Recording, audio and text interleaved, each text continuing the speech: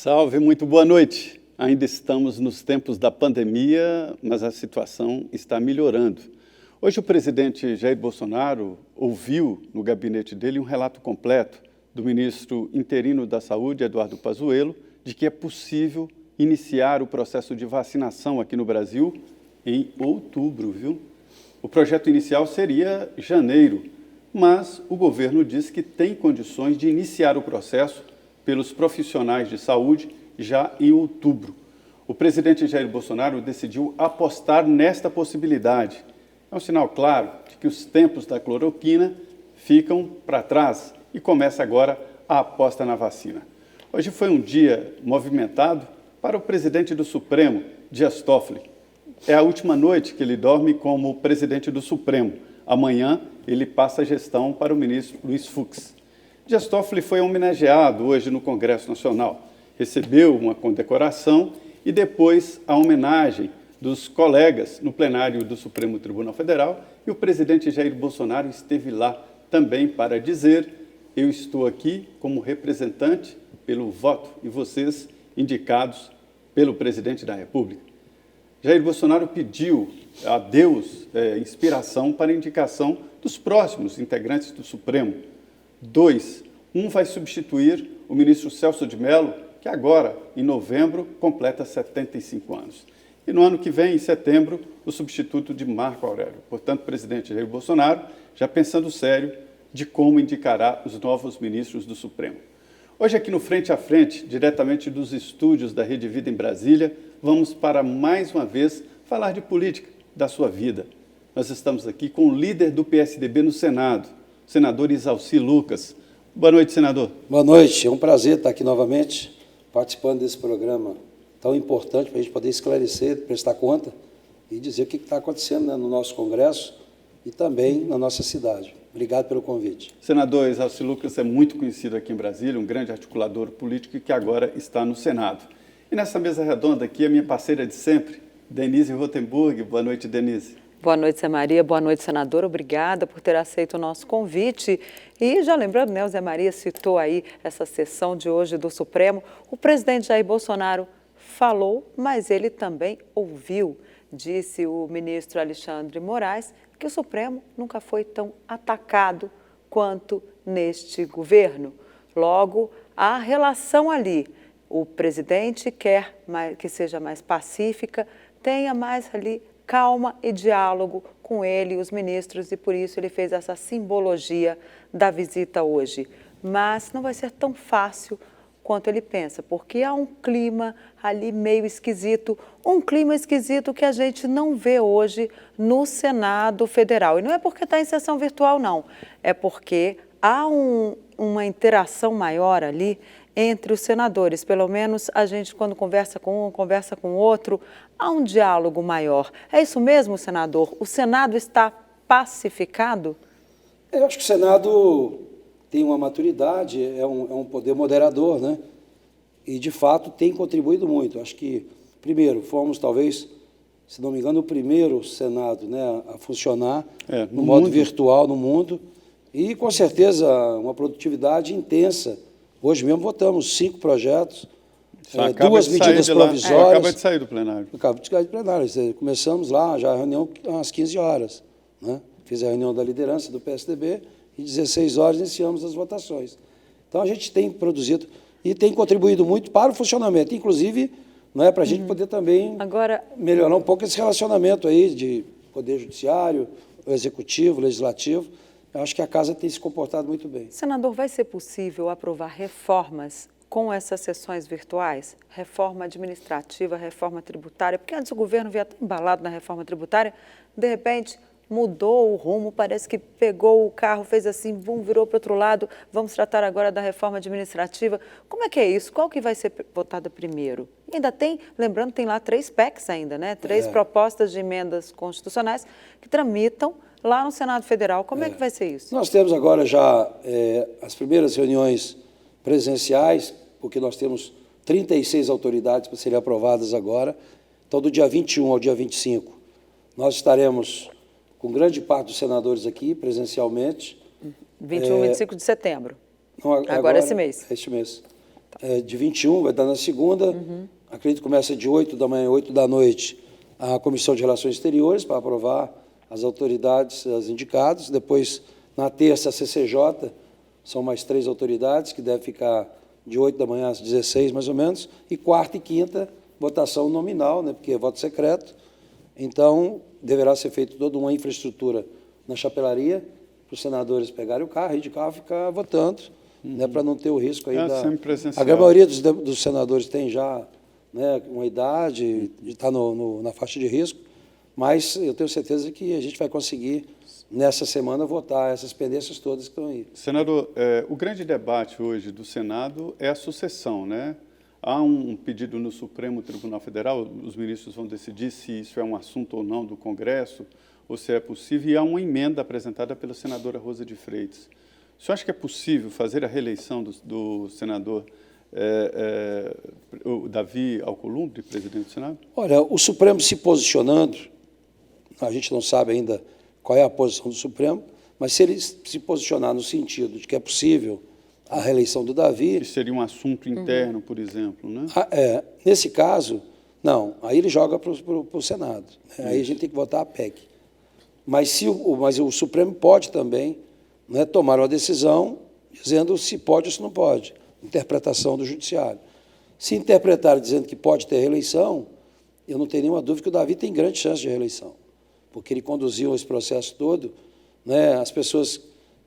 ele realmente conduziu mais, a expectativa era menor, a gente realmente não apostava tanto, e ele se surpreendeu. Ele tem ajudado muito nas articulações e a gente tem conseguido produzir bem, né? Então, eu acho que ele tem todas as chances de reeleição. Agora, a PEC já é mais complicado, porque aí depende não só de 2 turnos no Senado, mas também a Câmara. E na Câmara, então, hoje, pelo menos, me disseram que não passa. No Senado haverá resistências também. Não sei né, mas há a possibilidade de passar. Talvez seja até também uma questão que vai ser discutida agora, porque também foi apresentada agora. A situação da Câmara, porque semana passada. A situação da Câmara é diferente, porque já existem ali candidaturas postas, né, para disputar a presidência da Câmara. É mais o Rodrigo complexo. Maia deu uma... Já está todo mundo correndo na Câmara, né, atrás de voto. Já está todo mundo. Então, a coisa complica. Você acha bom essa história de reeleição? Eu sou contra a reeleição até de síndico de prédio. Eu sempre fui contra a reeleição, inclusive aumentando o mandato para 5 anos. Acho que o Executivo, 4 anos é muito pouco. Então, acho que 5 anos é o ideal. E, evidentemente, né, que a gente precisava realmente também unificar essa questão das eleições. Porque você vê, quando eu estava agora no Senado, não, porque é difícil você ver um senador sair candidato a prefeito. Mas na Câmara Federal era muito comum, né, essa eleição. Então, praticamente, no período eleitoral, na campanha, não se votava nada, né? Então, aí depois, novamente, a eleição depois de 2 anos. Então, de 2 em 2 anos, acaba comprometendo um pouco a questão do andamento do Congresso. Você acha que devia unificar? Eu acho que devia unificar. Uma eleição e prorrogar para 5 anos o mandato do Executivo, né, e tem que adaptar essa questão o Senado tem que ver como faz, porque hoje são 8, né? Óbvio que para os deputados também não teria problema de passar para 5 anos. Só tem que ver o Senado como ficaria, porque também 10 ficaria um tempo meio... Né, bastante... Agora, há clima para isso, para mudar a reeleição agora? Ou o senhor acha que nesse momento... Eu acho que haverá... Ano que vem, numa reforma política? Porque na prática uma PEC específica para um determinado momento, para uma determinada pessoa, pode trazer algumas dificuldades. É o debate que nós vamos começar a fazer agora, porque a PEC oficialmente ainda não foi. Acho que completaram as assinaturas agora na sexta-feira. Então, a gente começa agora os partidos conversar sobre isso, né? Agora, lembrando que a PEC tem que ser aprovada também na Câmara. Então, eu vejo que hoje, no Senado, as possibilidades são maiores. Mas na Câmara é mais difícil. Agora, eu perguntei para o senhor das reformas. Qual a que vai primeiro na sua avaliação? Olha, hoje mesmo, antes da sessão, a gente normalmente fica aí 1 hora, 2 horas debatendo fora né, até a gente pediu agora para abrir isso, porque o debate é tão importante e tantas colocações oportunas, boas, que deveria ser passado ao vivo, né? Mas hoje mesmo a gente comentava isso sobre a reforma tributária. Está acontecendo, amanhã mesmo tem audiência, semanalmente está tendo audiência, convite, né, para o debate. E, na prática, hoje o que existe no Senado né, e na Câmara, porque é comissão mista, é uma proposta do Congresso, porque na prática o governo ainda não encaminhou, a não ser a contribuição de bens e serviços, né, que é o que ele quer aprovar, mas é muito difícil aprovar a reforma tributária fatiada. Por exemplo, a contribuição de bens e serviços, ela aumenta em torno para 12% para a prestação de serviço. Ora, se não tiver uma compensação na desoneração da folha, fica difícil. Não adianta dizer que vai aprovar. Dizem que não aumenta, o setor de serviço está reclamando. Aumenta muito, evidente, muito. Porque hoje, né, quem paga mais, paga 4%, né, em termos da receita. Vai para 12%. Que 90% das empresas são ou o lucro presumido ou microempresa. Né, 10% são lucro real. Quem é microempresa e lucro presumido, sim, a taxa é muito menor. Então, é um aumento violento. Né? E é um setor que está saindo da crise e muito envolve frágil. Saúde, educação, todas essas áreas. Setor que mais perdeu durante a pandemia. Né? Educação. Não, serviços. Sim. Hoje já aprovamos um auxílio também para a educação. Nós colocamos 5 bilhões, aprovamos para a área de turismo, 3 bilhões para a cultura, e hoje a gente fez 3 bilhões para a educação, porque também, principalmente educação infantil, né? Para pequenas e microempresas. Então, a gente está fazendo o dever de casa. Aprovamos também o Pronamp, que foi um sucesso em termos de aprovação, mas que não funcionou como a gente imaginava, porque é um fundo garantidor, que deveria garantir a inadimplência e deveria alavancar 10 vezes mais. Mas, na prática, os bancos acabaram emprestando exatamente o valor. Então, virou um fundo financiador, em vez de ser um fundo garantidor. E o auxílio emergencial vai ficar em 300 mesmo? Porque já tem um movimento da oposição, inclusive com essa questão da inflação aí de alimentos, o aumento no preço do arroz, preço do feijão, preço da carne. As pessoas já estão falando, pelo menos eu ouvi isso hoje, de muita gente na oposição, dizendo, olha, sendo assim, esse auxílio emergencial vai ter que voltar a um valor mais perto dos R$600, porque não dá para as pessoas estarem pagando muito mais por alimentos da cesta básica e ter um auxílio menor. Isso é possível ou vai ficar nesses 300 mesmo? Deixa eu dizer, na prática, houve um aumento, de fato, porque hoje as exportações cresceram, o agronegócio é que está segurando a balança comercial, e lógico que as pessoas estão vendendo mais para o exterior. Recebe em dólar, o dólar aumentou, então o consumo interno fica comprometido, e aí aumenta o preço. O arroz realmente chegou agora a R$42, né? Estava 23 há pouco tempo. Pacote de 5 quilos. Né? Então, não só o arroz, mas todos os gêneros a safra de arroz foi muito boa. A safra de arroz foi muito boa. Aí aumentou o preço do queijo também. Aumentou muito, né? O consumo externo e o consumo interno. Isso provocou o aumento. E aumentou a exportação. Então, né, e a China fez uma encomenda imensa de carne, né, no Brasil agora. Isso também aumenta o preço. Então, a gente precisa coordenar isso, porque o que acontece? A cada R$600 de auxílio, é um impacto de 50 bilhões. Então, você imagina, né? Ou seja, não dá, então, para pagar os 600 agora. Tem que ser 300 e acabou. A proposta do governo é nessa faixa de 300 até dezembro. Né? Já está na medida provisória. Né? Nós já prorrogamos 600, né? Mais 2 meses, e a tendência é chegar até dezembro com 300 é a proposta do governo. Lógico que haverá muitos discursos no sentido de prorrogar, agora, de aumentar. Mas você tem que ver a questão do equilíbrio, porque isso pode comprometer já. Continuando, né, nessa área de preço de alimentos, isso preocupou muito o presidente Jair Bolsonaro. Ele fez várias reuniões sobre isso. O Ministério da Justiça, através da Secretaria de Defesa do Consumidor, pediu explicações, primeiro à Abras, né, que é a Associação dos Supermercados, e a Associação de Produtores, para identificar onde estaria o aumento. A preocupação do governo foi tão grande que gerou ali uma possibilidade. Ele fez um apelo, esse tipo de apelo, o mercado funciona sozinho, né? Mas não existe a possibilidade de alguma coisa perto de enquadrar e de tabelar. Uma intervenção, um tabelamento. Eu espero que não, porque a gente já teve experiências aqui horríveis, né? Todo e que mundo não resultou inteiro. em nada. Então, eu digo sempre, porque há muita emenda demagógica, você sabe, época de eleição, muita gente apresenta as coisas mais para, né, populismo e demagogia.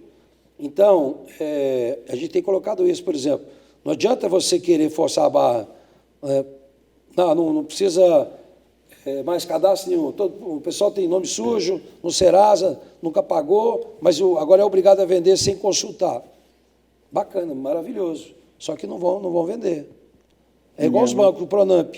Né? Maravilhoso o projeto. E hoje eu disse, coloco a contrapartida. Quem quiser usar o Pronamp, tem que dar X% de recurso próprio. Mas tem que estar na lei, não adianta... Aí, quer dizer, não adianta você dizer que o banco é obrigado a fazer, emprestar para quem não tem garantias, se você não der a garantia, porque não vai botar dinheiro em risco. Então, é o mercado, você falou. Você pode até aprovar. Vamos dar desconto nas mensalidades, como foi vários projetos. Estão fechando as escolas todas. Hoje mesmo, nós aprovamos um projeto também ajudando as pequenas empresas e escolas. As escolas privadas, né? Privadas e escolas privadas. Com fins sem fins lucrativos. Até de microempresa, até 4 milhões e 800 de faturamento, mas de 3 a 10 mil reais. Quer dizer, quase nada também para uma escola nesse nível. Mas, de qualquer forma, já é alguma coisa. Porque tem muitas escolas fechando, inclusive educação infantil.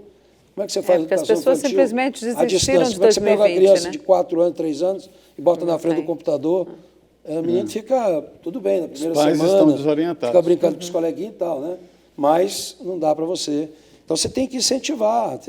E o pior, ainda tem as decisões municipais, estaduais, proibindo o funcionamento, né? Essas coisas todas. Então, a gente tem que buscar ajudar, porque, lógico, a primeira preocupação é a vida, né? Você tem que preservar isso, lógico. Depois vem a questão dos empregos, né? Porque nós temos que manter as empresas para gerar emprego. Então, está aí o debate da desoneração.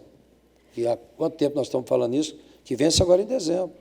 As empresas, elas planejam, tem que ter um planejamento. Como é que eu vou orçar agora uma obra da construção civil para dar o preço, se você não sabe se vai ser sobre a folha, se vai ser sobre o faturamento? Né?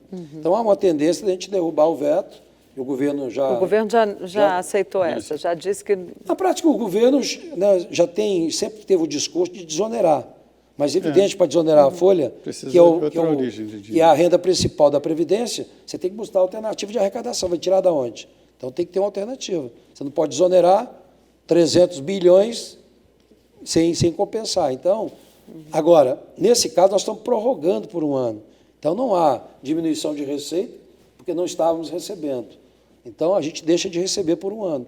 Mas, em compensação, mantém emprego, há expectativa de criar mais emprego, e se onerar novamente, vai acontecer exatamente o contrário, mais demissões. São 25 mil empregos.